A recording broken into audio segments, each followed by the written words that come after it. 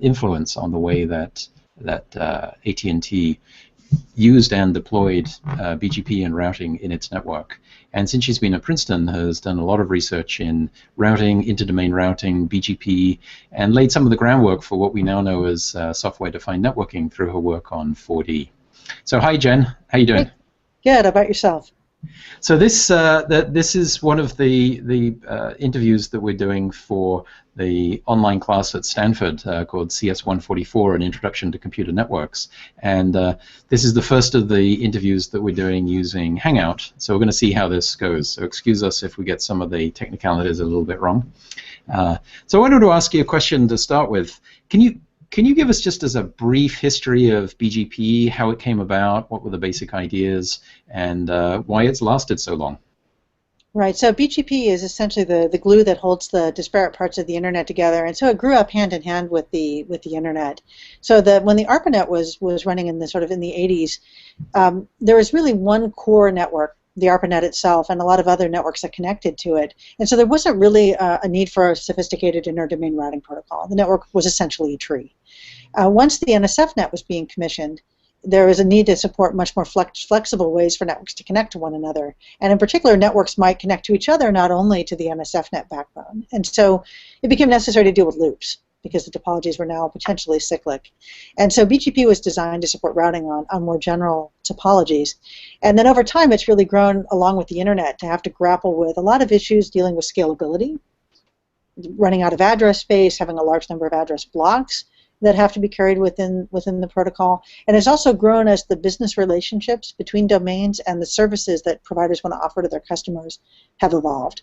And so now there's much more of a need, years later, to be able to allow a service provider to pick one path that might be longer than another because it might be economically advantageous. Maybe it's cheaper. Maybe it has better performance despite being longer. And similarly, for providers to offer services like virtual private networks that don't even connect to the internet at all. And so we've seen over time BGP adapt in many ways to address both of those kinds of concerns. So when you look at BGP now, what do you think of its main good and bad attributes? What are its strengths and weaknesses? Mm-hmm. So basically, anything that makes the internet, which is essentially what BGP does, is sort of puts the inter in internet, has to reconcile the competing and conflicting goals of the different service providers and other parties that connect to the network. So no matter what we do, whether it's BGP or something else, something has to actually reconcile that there is no global agreement on what paths are good, or even which paths should be made available from one domain to another. And so in that sense, BGP is solving a very difficult problem. And it is at least a viable solution to it, and it's been remarkably able to adapt over time to address exactly the security, scalability concerns, the concerns about business relationships, and even security concerns that have arisen as you've tried to move the internet from a research network, essentially a research experiment that escaped from the lab, into something that actually is a global commercial enterprise. So that's all good. It has managed to weather the storm, but it is hard to make scale. It's complex to configure. In fact, the protocol itself is in some ways pretty simple. You know, I advertise paths to my neighbors. They add themselves to the beginning of the path. They pick the path they like best and advertise it onward to their neighbors. So it's pretty simple, but all the action is in how BGP is configured. And that's one of the reasons BGP is hard to teach, because if you look at the protocol spec or even at textbooks about BGP, it mainly just captures that hop-by-hop path-based dissemination of routing information and says very little about how configuration is done. Mm-hmm. And so it's a pretty steep learning curve. People make mistakes, and configuring BGP out of naivete and out of fairly low-level Baroque configuration mechanisms in the routers. And so we see lots of outages just caused by operator error. A really good example was a number of years ago, Pakistan Telecom was trying to block access to YouTube within Pakistan and accidentally blocked it for the entire world by announcing that they were the best way to reach YouTube, and everybody on the internet believed it. So BGP is definitely vulnerable to these sort of butterfly effects, where a small failure or a small configuration mistake in one part of the internet can have these pretty significant global consequences, to the extent that people might not be able to watch videos of cats flushing toilets for multiple hours at a time. Uh-huh. So from that point of view, it wasn't really designed to be a robust and secure protocol that one might want for a critical infrastructure like the internet has become. So we always hear stories of attackers being able to sort of surreptitiously advertise a route, or there's the potential for it through a BGP peering session, and therefore be able to subvert the routing that takes place. Do you think that this happens a lot in practice, that this is a common way to attack the network? So I think in practice, a lot of the bad guys on the internet actually want the internet to stay up, because what they're actually trying to do is either launch a denial of service attack on a particular victim, or to do a phishing attack. And so I think in general, most of the bad guys don't want don't want BGP to go down. A second reason it might not happen a lot is that adversaries often don't have access to a BGP speaking router of their own to be able to manipulate, or just don't have the skill set to do it. So I would certainly say it's not as prevalent as some of the other forms of cyber attacks we see on the internet. That said, we see several times a year very high-profile outages caused sometimes by operator error, sometimes in ways where it may not be clear if it's actually intentional or an accident. So it's certainly a huge vulnerability, and when it does fail, can have much more global consequences than an attack on a single victim might. Yes. So I think it's still a big security concern, but arguably it's not as prevalent as some of the more targeted forms of attack we see on end hosts. Right. So one of the limitations that's often cited of the way that the path vector is transmitted or advertised to neighbors is that, of course, when a peer advertises a path to me, I don't know whether they're actually going to follow that path. Mm-hmm. And the second thing is they're choosing amongst the many paths that they can advertise to me which one they want to advertise to me, and so there may be alternatives that I would prefer that they don't even tell me about. So right. Is this a big limitation in practice, or is this just the concern of the sort of the academicians? I think it's somewhat of a concern in practice, in that it may very well be that that a customer of an ISP would like to pick a path that avoids a particular country that might do wiretapping or censorship. Is a really good example where you may want to pick paths that avoid a particular intermediate domain and are not able to do so because maybe all of your providers have neglected to offer you such a path, even though there might be one that exists on the actual graph. And there can also be cases, because routing decisions aren't based on performance, that there might be a path with really good performance that's actually available on the graph that you don't see. I mean, a really good example, when the Middle East fiber cut happened in the Mediterranean a number of years ago, a lot of people started routing the other way around the globe. And I heard this from a number of carriers where they, and it wasn't that there weren't routes available, but because the routes they happened to learn were much more restricted, they were forced to take traffic on a path the other way around the globe, sometimes with much higher latency. I see. As a result. So I do think those things matter, but I think it's quite fair that if you have multiple providers, you may get one path from each of them and still get some of that same path diversity that you might wish you could get from one provider. Do you think it's common for a path that's advertised to me to be then different from the one that the advertiser uses in practice? In other words, they advertise one path to me, I like that path, it fits with my local policy, and then they actually use a different one in practice. Yeah, that can certainly happen, and it can happen for legitimate reasons. For example, route aggregation, where I might be routing based in a very coarse-grained, big address block, and inside the provider's domain, they've broken that into a much larger number of smaller address blocks that have different paths. So in some cases, it might just naturally happen because of the scalability mechanisms in the protocol. And you can certainly imagine less benign reasons why that might happen, where a path might be advertised to me because I'll be more likely to pick it. And someone might be trying to attract my traffic into their network and then send the traffic on the path that's actually most financially advantageous for them. And there's been some very nice research work showing that those kind of gaming mechanisms are possible. And I think what's particularly interesting about that intellectually is that even the best security extensions to BGP, which are not deployed at all today, don't prevent that, because they mainly secure that the BGP messages themselves really did go through the sequence of autonomous systems that are listed in the AS path. But all bets are off when you send the packets in the data plane. There's really very little stopping a domain from installing a different entry in a forwarding table that will send my packets a completely different way. So it makes it difficult to do something like, let's suppose a government says, I only want my traffic to traverse networks that are in my own country, or I want to avoid another country. Even though BGP will let you pick paths based on what autonomous systems are there, if you really care to make sure that property holds, you may not really be able to count on BGP to give that to you. I see.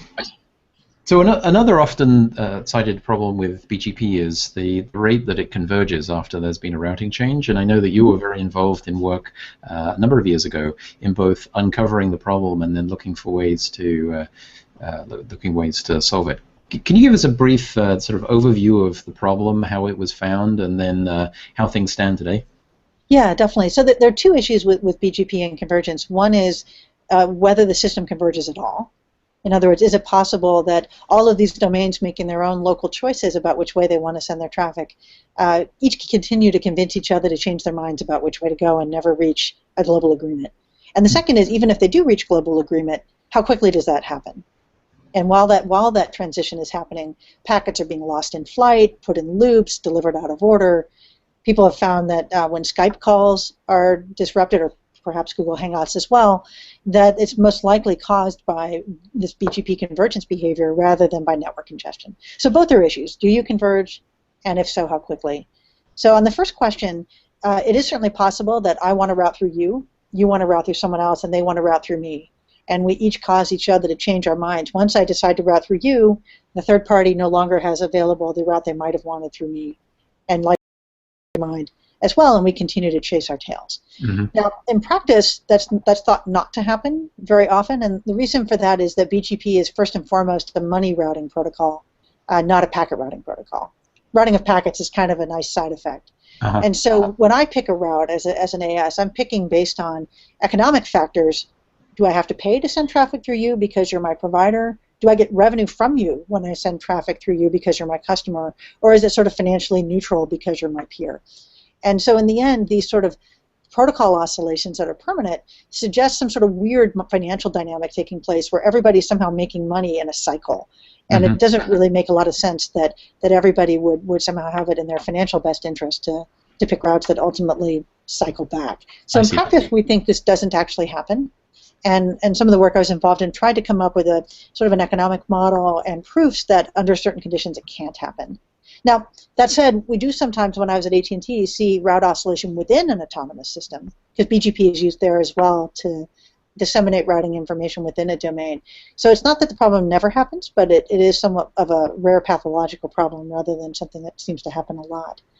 On the second question about how quickly do things converge, a number of years ago, BGP would converge in the order of minutes, or even several minutes. Definitely quite long relative to sort of the 50 milliseconds or less target that a lot of real-time applications need. And part of that is that BGP keeps exploring alternate paths one after another. So if the path I'm using is withdrawn from me, I explore my next most preferred path, which may in fact share the same fate as the path I just lost. It may have a link in common. BGP is just advertising the whole path. It doesn't tell you any information about shared resources that might affect many, many paths. And so one after the other, I explore them, and my neighbors are doing the same. And you can end up with sort of an exponential iterative process of exploring those routes. So that's gotten better because the sort of timers that drive how quickly I can move from one decision to the next have shrunk over the years. And frankly, when we, even a number of years ago when we looked at this, most of the BGP routes are remarkably stable, 10 days or 2 weeks at a time. There are a small number of unstable destinations on the internet that go up and down quite a lot. And that's thought to be caused not by routing oscillation, but by literally equipment going up or down. That might cause a destination to be reachable or unreachable back and forth. And in practice, those destinations are extremely unpopular. Now, they're either unpopular because you can't reach them in the first place, so there's not much traffic going there, or they're unpopular and because they're unpopular, nobody cares enough to make sure that the network around them is stable. But what that all means when you put it together is that the vast majority of the traffic on the internet is going over paths that are often stable for days or even a week or two at a time. So in some sense, between a lot of research, a lot of improvements in software in routers, and improvements in operational practices have meant that BGP convergence, while it still matters, is nowhere near as messy a problem as it might have seemed like 15 years ago. Yeah, okay. Well, one of the things you mentioned earlier is that one of the things that makes it hard to teach BGP, or it makes it hard as a student to really understand what problem BGP is trying to solve, is in some ways it doesn't feel like it's built on the same principled algorithms that RIP was originally and OSPF, as just a collection of policy mechanisms and then path routing.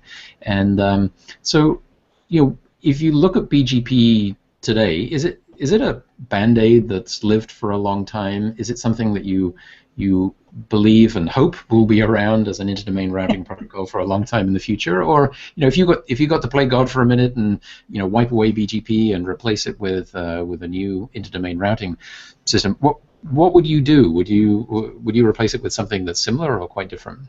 Oh, that's a great question. So the BGP is the protocol I love to hate. So in some sense, it has proven quite evolvable, and it has changed dramatically over the years. So Yakov Rector, in a talk he gave a number of years ago, called BGP the triple napkin protocol for the three napkins on which the protocol was described when it was first designed. And I would say it's now the kitchen sink protocol, in that the number of steps in its decision process, the number of attributes passed around, the number of different kinds of things that can be addressed in BGP, all of these things have gotten more and more and more complicated. And in part, that's a success disaster, right? It's possible to do a lot of things with BGP that were far beyond what it was originally designed to do. And so it is a testament to how evolvable it is that it has been evolving in this way. But it means that it's just so complicated and so difficult to configure. And also very insecure, because when it was originally designed, there were no mechanisms for signing and verifying of the routing information, and no reliable registries of which autonomous systems are allowed to originate information for a particular address block. And so now we're trying to put the cat back in the bag, if you will, by putting a lot of that security infrastructure together, and it's actually quite difficult to do after the fact. So in that sense, BGP has kind of evolved to a place where it's fairly unwieldy. That said, if you replace BGP, you still have to reconcile the fact that different domains have different have autonomy and have different priorities for how they want their traffic to be handled. So one thing that I'm really interested in along those lines is that it seems weird to me that the economic relationships between domains plays out at the time scale of individual packets or routing protocol messages. That's a pretty small time scale for economic concerns to play out. And if you look at what's happened in servers, virtualization has made it possible to really separate the owner of an infrastructure from the party that's actually running an application on top of that infrastructure. A virtual machine that might belong to a tenant running on a server that might belong to a company like Google or Microsoft or Amazon. And so I'm intrigued by the idea that we can now virtualize networks as well. And you've obviously worked on that, I have too. It'd be nice if I could instead have a virtual network that spans the equipment owned and managed by multiple parties, and then control my own fate.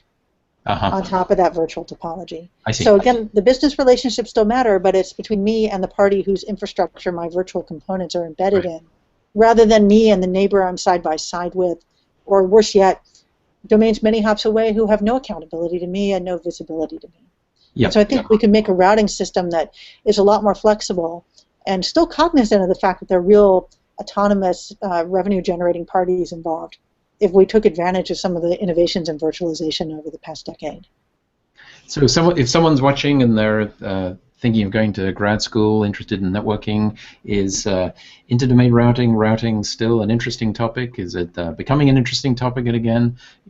What do you think? What would be your advice? So I think it's interesting still in two ways that are perhaps different than it was 15 years ago. I think one is rethinking how domains can relate to each other in a new economic reality, taking advantage of virtualization, taking advantage of the fact that large content providers are very close to their customers, often one or two hops away, making the network in some ways much flatter than it was when BGP was designed. So I think revisiting how domains interconnect with one another with video and content distribution in mind, and with virtualization and software-defined networking in mind, I think is an interesting opportunity. And in general, we found with anything interdomain in the internet stinks, in that it's very hard to deploy quality of service, security, IPv6, multicast, anything like that inside a domain is challenging enough, but as soon as you need 50,000 parties to cooperate, it becomes almost impossible to affect principled change. And so I think a lot of the more interesting work on BGP these days is looking more at incremental deployment incentives and incremental deployment solutions where you get some security gain, scalability gain, economic gain, even if only a small subset of the internet adopts a technology change, and then hopefully it provides incentives for others to take part. So I think we've entered a domain where, pun intended, a domain where work on BGP may be more focused on how to evolve it in a strategic way, rather than what a clean slate design of BGP could look like. Thank you very much, Jen. This has been really interesting. Great. Thank you.